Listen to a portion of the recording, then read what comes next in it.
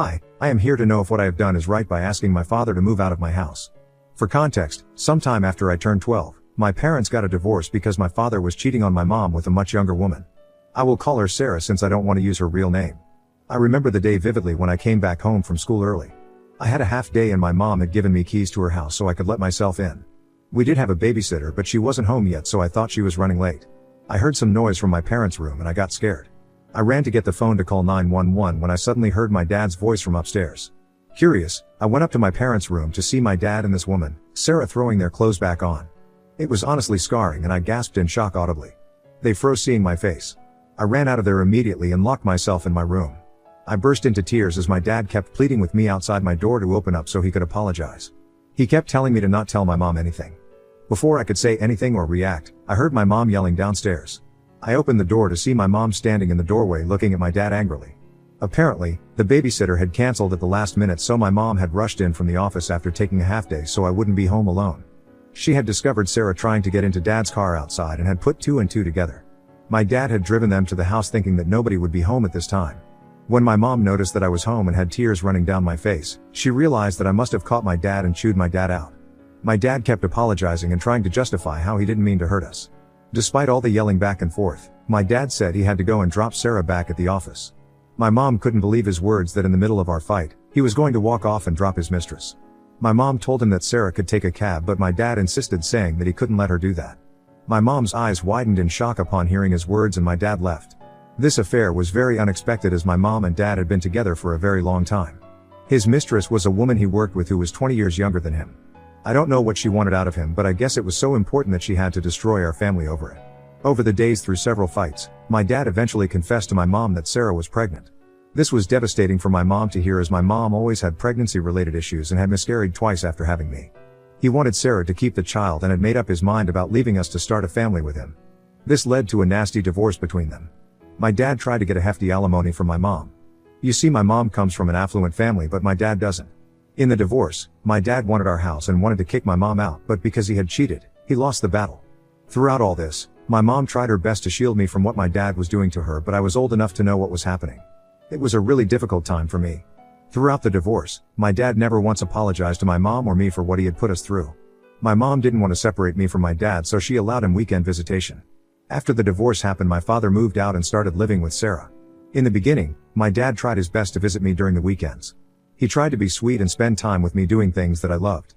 But as days passed, he started to smell of alcohol and I hated the nauseating smell. I remember once when we went to get ice cream, my dad fell asleep on the bench outside the shop. I was so scared that something had happened to him that I called my mom immediately. When she arrived, she could smell the alcohol in him like I did and realized quickly that he was too drunk to drive and had fallen asleep. She called Sarah from dad's phone to come and pick him up and brought me back to the house. As you can imagine, my mom was royally pissed off at my dad for putting me through danger. My mom wanted me to have a good relationship with my father regardless of their divide, but for him to drink and drive had put not only him but me at risk. Later, when my dad was sober, he didn't even bother apologizing to my mom. He kept saying that he just wanted a nap and that wasn't a crime. My mom warned him to not drink on the days he had to come and see me and my dad agreed. After this incident, I was scared to go anywhere with my dad. Although my dad kept his promise for a while, he slipped back into his old habits very soon. His drinking changed him. I quickly realized that my dad when he was drunk and my dad when was sober were two very different people. I remember one summer weekend, which was my 14th birthday, it was my dad's weekend. My mom asked if she could have me for the weekend as she wanted to take me and my friend to a music event in the city.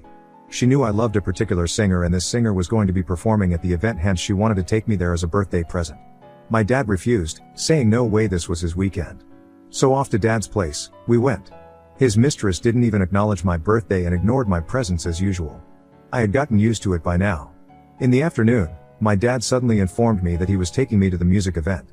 I knew he did it to spite our mom, but I was beyond ecstatic as I was going to be watching my favorite singer perform live. My favorite singer was amazing and I was so happy to be there until he was done and it was some other band's turn. I was not interested in any other artists so I went to find my dad. I found him in the drinking area, which was already a bad sign. We had driven to the event and he seemed pretty drunk already with more than a few beers. I asked him nicely if we could go home now. It had been a long day and I was tired. I didn't want to hear any more music but my dad vehemently refused, saying that he paid for tickets so he was going to listen to every band who was going to play in the event.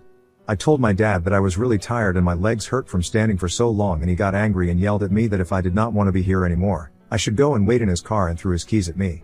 I did not argue, because I knew how scary he was when was drunk and I was afraid of him then. So I went to the car. I was tired, upset and terrified. I was a 14-year-old who was sitting alone in a lonely car in a bad part of the city after midnight because Dad did not want to pay for parking in safer areas near the concert. I wanted to go home and I needed to use the bathroom, but there wasn't any kid-friendly place open anymore at that time. I was afraid of getting kidnapped if I went out alone without my dad. My phone was also dead so I could call my mom for help. I sat there in the dark under the streetlights in Dad's car scribbling on his post-it notes waiting for him to come back. The night was getting chilly but I didn't want to turn on his heat as I was after my dad might scold me later. After 3 hours of sitting alone, scared and tired and holding back the urge to pee, my dad finally came. He was so drunk that he could not walk properly and he had 2 complete strangers with him, who also were very drunk. Dad said we were going to give them a ride home. I asked if it was okay for him to drive and he yelled at me that of course it was okay for him to drive and I was extremely stupid to even ask him that. I sat silently after that as we drove the strangers to their homes.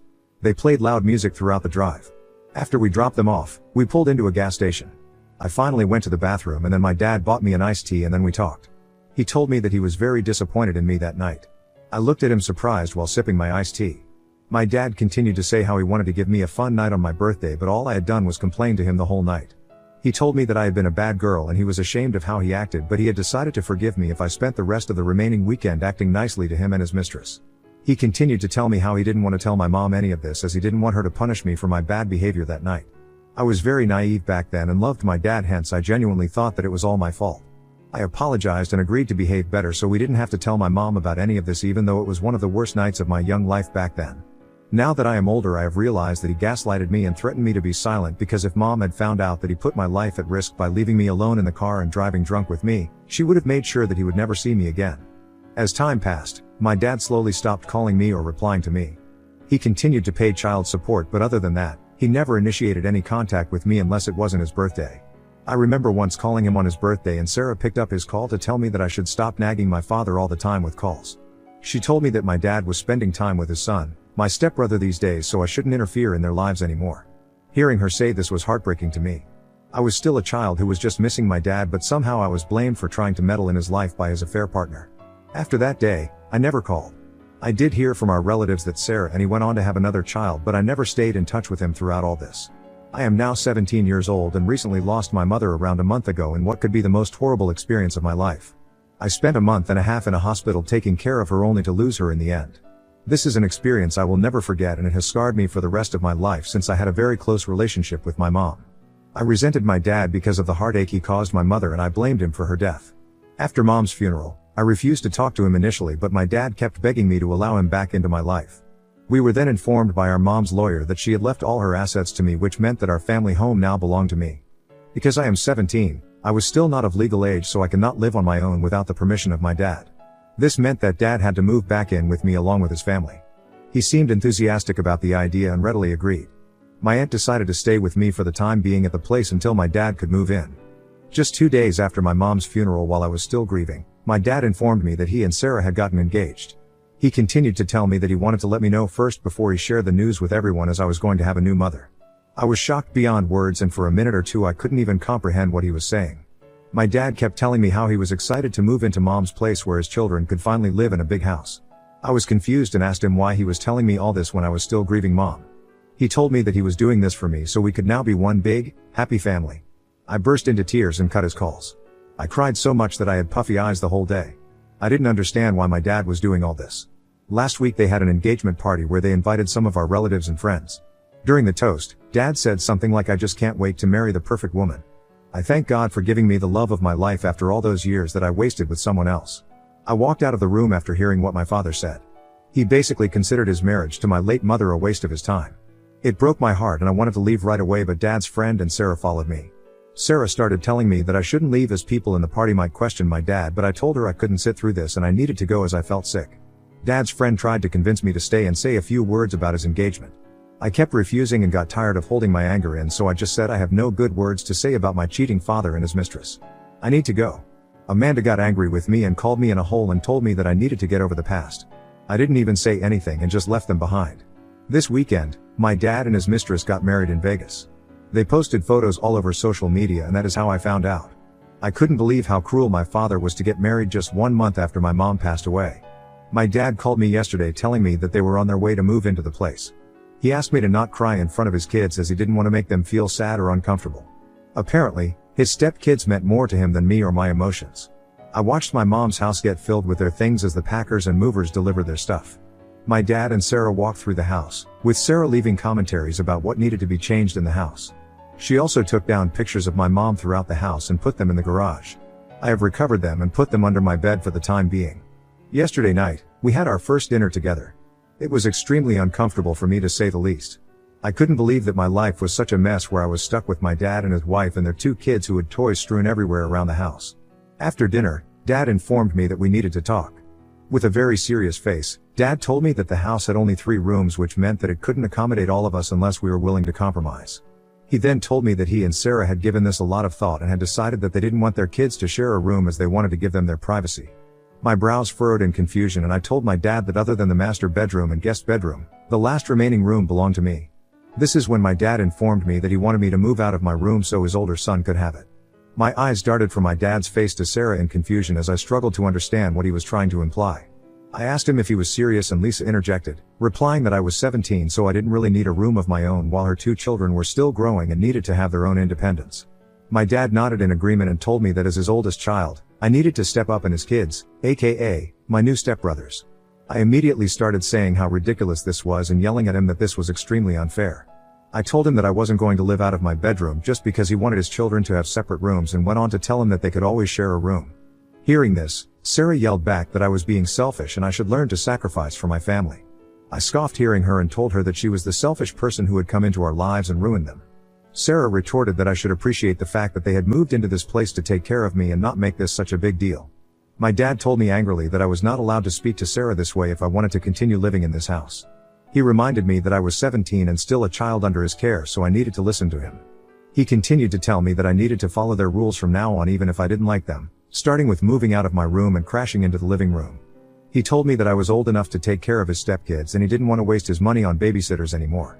I started to protest again, but he firmly told me that I was welcome to run away and sleep on the footpath if I didn't follow his rules. I started to cry in anger and ran into my room while he and Sarah continued to yell at how immature I was. I'm torn, Reddit. On the one hand, I don't want to be the Grinch, but on the other, it's my home too. Ida, if I put my foot down and refuse to play babysitter in my living room? Or should I suck it up and embrace the chaos? Help me out here, guys. Update 1. Thank you everyone for your support. I am grateful that a lot of you have left a positive comment on my post. For those of you telling me to leave my house and move in with my aunt, although I think that's a good idea, I don't know if my dad will allow me. I also don't want to give up my room or this house because it has so many memories of my mom. It's unfair that I would have to move out of a place where my mom would have wanted me to stay. It breaks my heart to know that my dad doesn't even care about how I feel. It's just been a month of losing my mom and I am now being asked to sleep on the couch. I am probably going to cry myself to sleep tonight and will face this in the morning with a fresh mindset. I am too tired tonight to discuss this any further. Update 2. It's been a week since my last update. A lot has happened since then. For starters, after that night, I told my aunt everything about what had happened between me and my dad. She was shocked to hear the way my dad and Sarah had behaved with me. I told her how low I was feeling and how I couldn't take it anymore. My aunt, concerned about my well-being, immediately pulled up to our house to confront them. My dad was shocked to see her show up at our doorstep. She sat everyone down in the living room and spoke with a gentle but firm tone, emphasizing the emotional turmoil I was experiencing after my mother's recent passing. The conversation went something like this: "Aunt, I understand these are challenging times for everyone, but I'm worried about Lisa, my name. Losing her mother and adjusting to this new family dynamic is a lot to handle. Can we talk about why you are making this transition even harder for her by threatening her? Dad, I am her guardian and I make the rules. She needs to learn to adapt to live with us. Life doesn't stop just because her mother is dead, and I can't coddle her forever. This is my decision for our family, and I expect her to fall in line. Aunt, consider how quickly everything has happened, and the impact it has had on her. You have moved into the house and are asking her to give up her room just because you are her guardian currently. What happens 1 year later when she is finally able to inherit this house?" My dad's eyes widened in shock upon hearing her words. "Dad, this is my house now and I won't let her dictate how things will be in my own house. She's a child, and she needs to understand that. This is how it's going to be. Aunt, she has been crying since yesterday after your conversation and, sadly, you won't see the pain you are causing your daughter. If you continue down this path, I will help her file a lawsuit against you for mentally torturing her at her own home." My dad, initially defensive, gradually realized the gravity of the situation as my aunt continued to threaten, telling him that she had more than enough money to come after him. He took a moment to absorb her words and began to see the situation from a different perspective. Dad, fine. She can keep her room, but I expect her to help her out with babysitting my kids sometimes. Sarah and my dad looked at my Aunt wide-eyed, who went on to tell them that she was going to involve their entire family and reveal to everyone about what they had done to me.